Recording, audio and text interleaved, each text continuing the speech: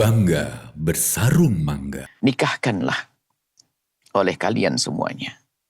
Al-ayama, siapa yang tidak berpasangan, yang belum punya tempat pelampiasan syahwat yang halal di antara kalian. Ini bisa laki, perempuan, budak, merdeka, sama. Ayama. Yang penting tidak ada pasangan, tidak ada tempat pelampiasan syahwat yang halal. Ini bagi tuan-tuan, maksudnya sayyid, dalam hal ini yang punya budak, atau seorang tua terhadap anak, atau siapapun artinya.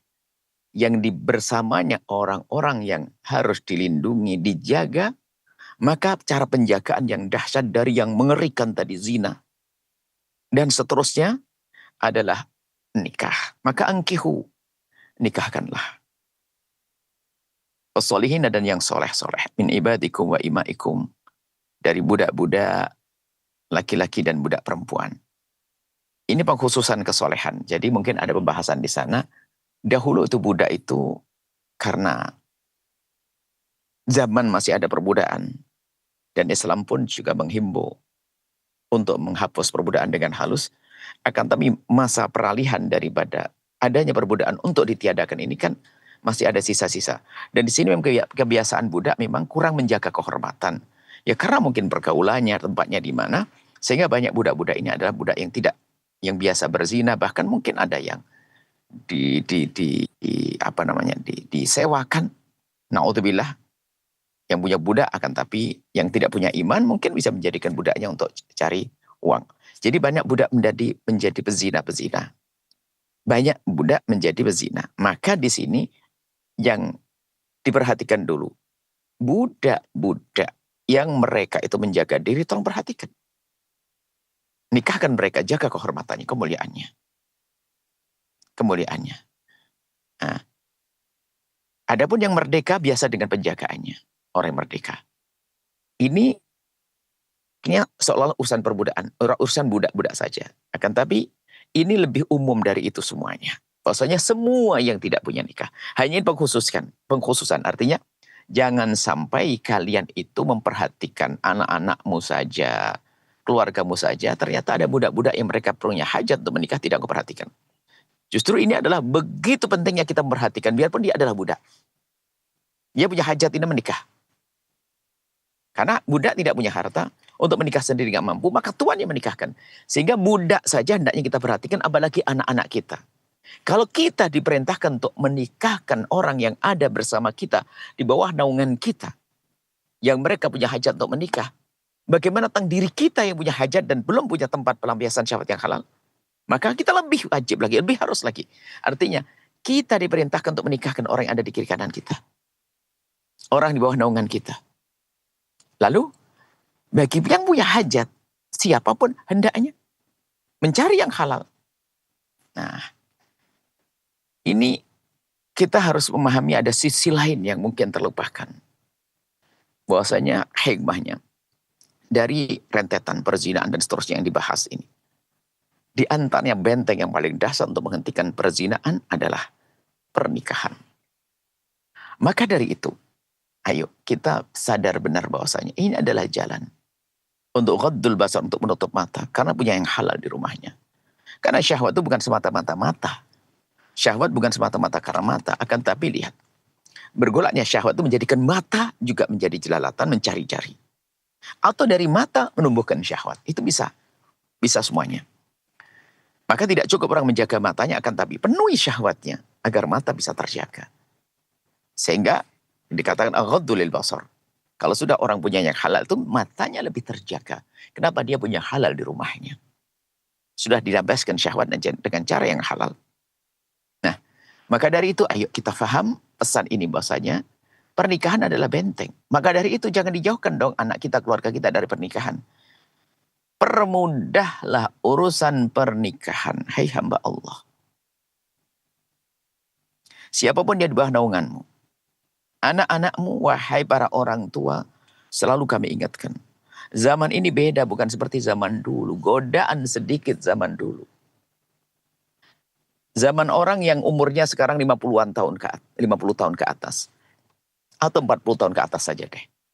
Apa yang ada pada masyarakatnya waktu itu lihat. Yang mengganggu di masyarakat apa sih? Hampir tidak ada.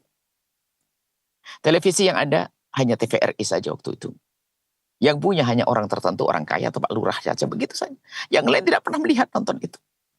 Hiburan film-film tidak seperti saat ini disaku anak-anak di film. Dulu ada namanya layar tancap. Atau misbar, kalau gemis bubar itulah. Itu pun jarang diadakan, mungkin sebulan sekali dan sebagainya. Dan setelah itu hampir aman. Godaan. Acara TVRI pun hanya begitu-begitu saja. Artinya pembangkit syahwat saat itu tidak terlalu banyak. Hari ini pembangkit syahwat luar biasa. Sudah begitu para orang tua tidak peduli kepada anak-anaknya, bahwasanya anak-anak bukan anak saja. Tapi mereka sudah mulai dewasa yang punya hajat pribadi. Maka kami ingatkan, hei para orang tua, jangan pandang anakmu selamanya sebagai anak saja. Tapi pandang anakmu sebagai anak yang sudah tumbuh dewasa dan punya hajat pribadi. Punya hajat pribadi yang harus dipenuhi, yang tidak bisa dipenuhi kecuali dengan pernikahan. Jangan Anda bersulit, wahai orang tua. Kalau mempersulit, Anda bisa masuk andil dalam memasukkan dalam dosa anak-anak itu.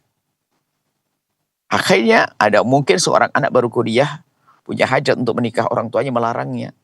Lalu terpeleset dalam kehinaan zina, na'udzubillah, maka orang tua ikut andil dalam dosa tersebut. Sehingga betul anaknya keluar sarjana ekonomi plus zina, na'udzubillah. Adapun nanti masalah kehidupan selanjutnya, direncanakan yang baik akan mudah. Tanpa harus membebani, sama-sama kuliah, sama-sama sekolah, oke? Tapi kalau dibiarkan dengan syahwatnya yang liar, na'udzubillah, hari ini Masya Allah. Kejadian-kejadian kehinaan, lihat. Karena orang tuanya yang tidak peduli urusan kehalalan bagi anak-anaknya. Nah, dari itu, perhatikan anak-anak. Kemudian, para anak juga kami ingatkan. Jangan pandang ayahmu atau ibumu selamanya sebagai ayah dan ibu saja, tapi pandang mereka juga sebagai wanita yang punya hajat. Mungkin ibunya seorang janda, ayahnya seorang duda. Karena ibunya meninggal, atau karena seorang ibu janda ayahnya meninggal. Atau cerai berpisah. Mereka punya hajat, jangan dilarang untuk menikah, wahai anak. Ingat, dia punya hajat yang tidak bisa diwakilkan ke siapapun. Bahkan sebagai seorang anak wajib loh yang membiayai. Kalau orang tuanya fakir kemudian punya hajat untuk menikah, wajib bagi seorang anak membiayainya. Kenapa? Pintu halal harus dibuka agar tertutup pintu haram. Nah ini yang harus kita hadirkan, melangkah ke sana. Adapun masalah pendidikan, tinggal kita milihnya benar atau tidak. Kalau menikahnya terjebak dengan calon yang salah, yaitu salah dalam melangkah. Tapi kalau memang punya hajat menikah, kemudian dipilihkan dengan pilihan yang benar, pasangan yang benar, maka ketemulah dengan pasangan yang baik, yang benar, sehingga langkah selanjutnya juga mudah. Mungkin sama-sama kuliah, sama-sama sekolah, sama-sama belajar, oke? Dan seterusnya. Tapi kalau sudah salah, berantakan semuanya. Sehingga dipenuhi hajatnya dengan direncanakan. Mungkin Anda berkata nanti ekonomi dan sebagainya. Sekarang pun tidak menikah, dia tetap makan kok. Yang satu makan dengan orang tuanya, satu makan dengan orang tuanya. Bedanya hari ini mungkin pacaran, na'udzubillah. Padahal bisa digabungkan sama-sama orang tua yang biayai, tapi dengan yang halal. Bisa saja kesepakatan. Anak kita masih belajar, oke, biayai bersama-sama, nanti sukses sama-sama. Dan memang ada biasanya kalau orang menikah ini keraguannya adalah urusan nafkah. Bagaimana anak-anak saya dan seterusnya. Lanjutan ayat. Iyakunu fuqara. Iyakunu fuqara yughnihumullah. Kalau mereka orang fakir apapun, bahkan fakir ilmu, fakir harta, jika menikahnya tuluskan Allah, ada janji dari Allah, yughnihumullahu, Allah akan berikan kecukupan.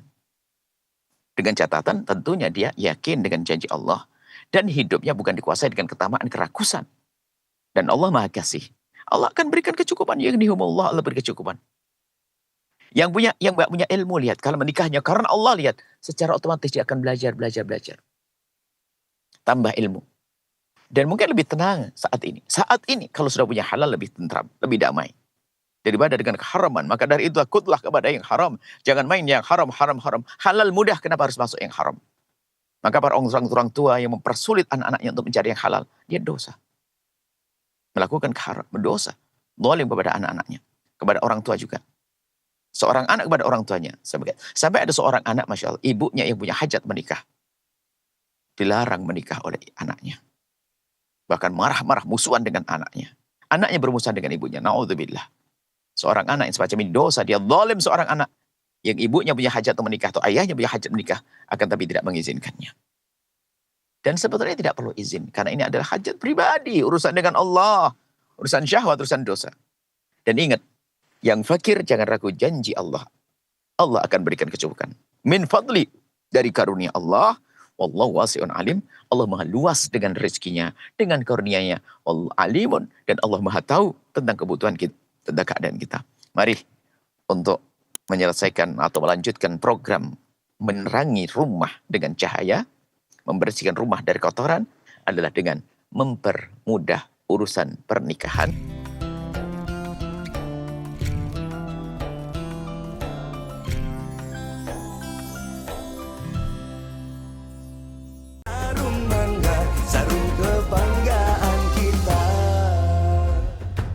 Bangga bersarung mangga. Sahabat Al-Bahjah TV, setelah menyaksikan video ini, jangan lupa bersolawat kepada baginda Nabi Muhammad. Shollu ala Nabi Muhammad. Allahumma sholli alaihi wa ala alihi wa sahbihi.